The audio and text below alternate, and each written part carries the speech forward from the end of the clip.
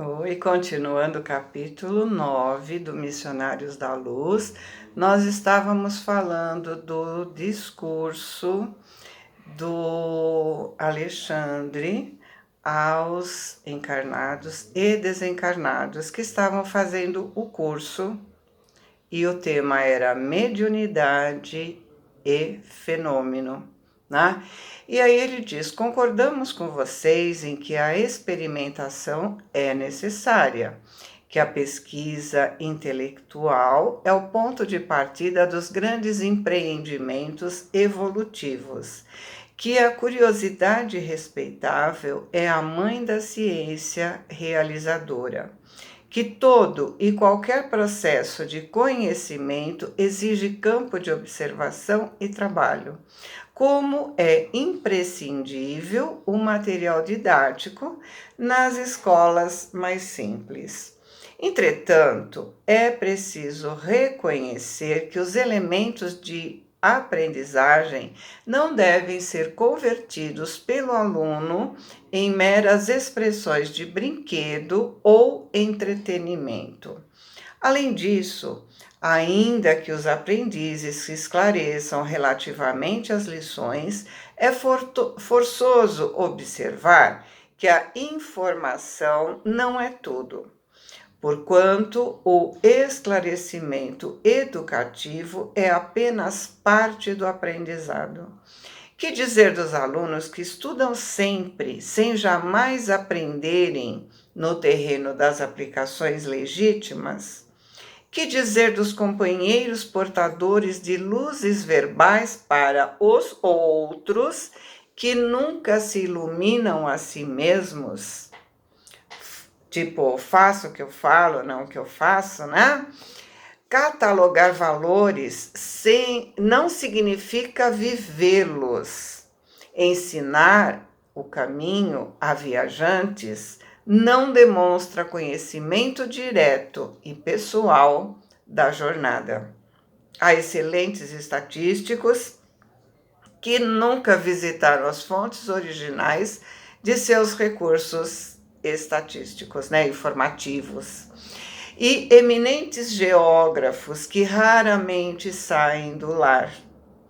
Nos referimos a semelhantes imagens para fazê-los sentir que, se é possível manter atitudes nessa ordem, no campo limitado da curta existência na crosta, não se pode fazer o mesmo no reino infinito da vida espiritual, em cujos círculos vivem desde agora, apesar de suas condição de criaturas ligadas a veículos inferiores.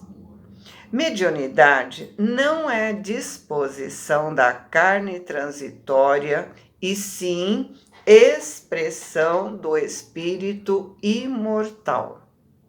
Naturalmente, o intercâmbio aprimorado entre os dois planos requer sadias condições do vaso sagrado de possibilidades fisiológicas que o Senhor confiou para a sua santificação. Mas o corpo é instrumento elevado nas mãos do artista que deve ser divino. Se você pretende o desenvolvimento superior, abandona os planos inferiores. Se pretende o intercâmbio com os sábios, cresce no conhecimento, valoriza as experiências, intensifica as luzes do raciocínio. Se aguarda a companhia sublime dos santos, santifique-se na luta de cada dia, porque as entidades angélicas não se mantêm isoladas nas alegrias celestes e trabalham também pelo aperfeiçoamento do mundo, esperando a sua angelização. Se deseja a presença dos bons, torne-se bondoso. Sem afabilidade e doçura, sem compreensão fraternal, sem atitudes edificantes, não poderá entender os espíritos afáveis e amigos, elevados e construtivos. Se não seria razoável encontrar Platão ensinando filosofia avançada a tribos selvagens e primitivas.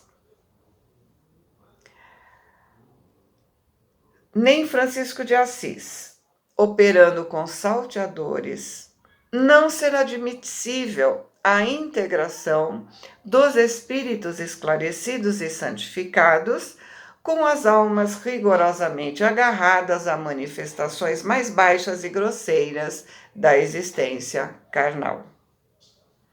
Em suas atividades espiritualistas, lembre-se que você não se encontra diante de uma doutrina sectária de homens em trânsito no planeta.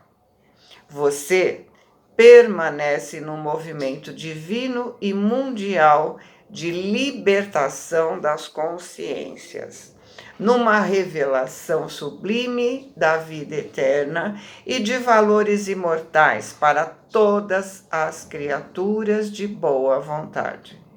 Acolhendo essa convicção, não se detenha na atitude exclusiva e presunçosa dos que se supõem haver encontrado na mediunidade tão somente um sexto sentido. O valor mediúnico não é dom de privilegiados, é qualidade comum a todos os homens, demandando a boa vontade sincera no terreno da elevação. Por agora, é inegável que necessitamos das grandes tarefas estimuladoras e que determinados companheiros encarnados são convocados aos grandes testemunhos nesse setor do esclarecimento coletivo, na disseminação da fé positiva e edificante.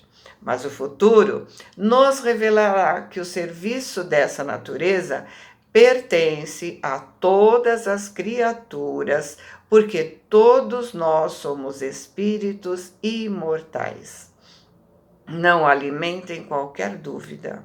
Não permitam que o padrão vibratório das forças físicas apague sua luz gloriosa da divina certeza deste momento, porque todos nós, amados amigos, nos encontramos diante da própria espiritualidade sem fim, renovando energias viciadas de séculos consecutivos a caminho de transformações que mal poderiam imaginar nos círculos de seu presente evolutivo. Elevemo-nos no Espírito do Senhor, que nos convidou ao banquete da luz desde hoje. Nos levantemos para o futuro, não no sentido de menosprezar a terra, mas no propósito de aperfeiçoar as nossas qualidades individuais, para sermos verdadeiramente úteis às suas realizações que hão de vir. Amemo-nos intensamente, realizando os preceitos evangélicos e nos identifiquemos cada dia, nos erguendo para a redenção final. E concluindo a formosa dissertação da noite, Alexandre rematou, depois de longa pausa, apelando sentidamente: unamo-nos todos no compromisso sagrado de cooperação legítima com Jesus. Se o braço humano modifica a estrutura geológica do planeta, rasgando caminhos novos, construindo cidades magníficas e proporcionando fisionomia diferente ao curso das águas da Terra, intensifiquemos nosso esforço espiritual, renovando as disposições milenárias do pensamento animalizado do mundo, construindo estradas sólidas para a fraternidade legítima, concretizando as obras de elevação dos sentimentos e dos raciocínios das criaturas e formando bases cristãs que santifiquem o curso das relações entre os homens. Não provoquem o desenvolvimento prematuro de suas faculdades psíquicas. Ver sem compreender ou ouvir sem discernir pode ocasionar desastres vultosos ao coração. Busquem, acima de tudo, progredir na virtude e aprimorar sentimentos. Acentue o próprio equilíbrio e o Senhor abrirá a porta dos novos conhecimentos. Se o desejo de transformar o próximo atormentar sua alma, lembre-se de que há 1000 modos de auxiliar sem impor, e que somente depois do fruto amadurecido há provisão de sementes com que atender às necessidades de outros núcleos da semeadura. Desliguem-se do excessivo verbalismo sem obras. Não falo aqui apenas das obras do bem, exteriorizadas no plano físico, mas muito particularmente das construções silenciosas da renúncia, do trabalho de cada dia no entendimento de Jesus Cristo, da paciência, da esperança, do perdão, que se efetuam portas adentro da alma, no grande país de nossas experiências interiores. Em todos os trabalhos terrestres, transforme-se na vontade de nosso Pai. E nos serviços de fé, não tentem fazer baixar até vocês os espíritos superiores, mas aprenda a subir até eles, conscientes de que os caminhos de intercâmbio são os mesmos para todos, e mais vale elevar o coração para receber o infinito bem que exigir o sacrifício dos benfeitores. Jamais quebrem o fio de luz que nos liga individualmente ao Espírito Divino. Não permita que o egoísmo e a vaidade, os apetites inferiores e as tiranias do eu empanem sua faculdade de refletir a divina luz. Recorda que em nossa capacidade de servir e em nossas posições de trabalho, estamos para Deus como as pedras preciosas da terra estão para o sol criador. Quanto mais nobre a pureza da pedra, mais possibilidades apresenta para refletir o brilho solar. Coloque as expressões fenomênicas de seus trabalhos em segundo plano, lembrando sempre de que o espírito é tudo. Nesse instante, André silenciou, mantendo-se então em muda oração.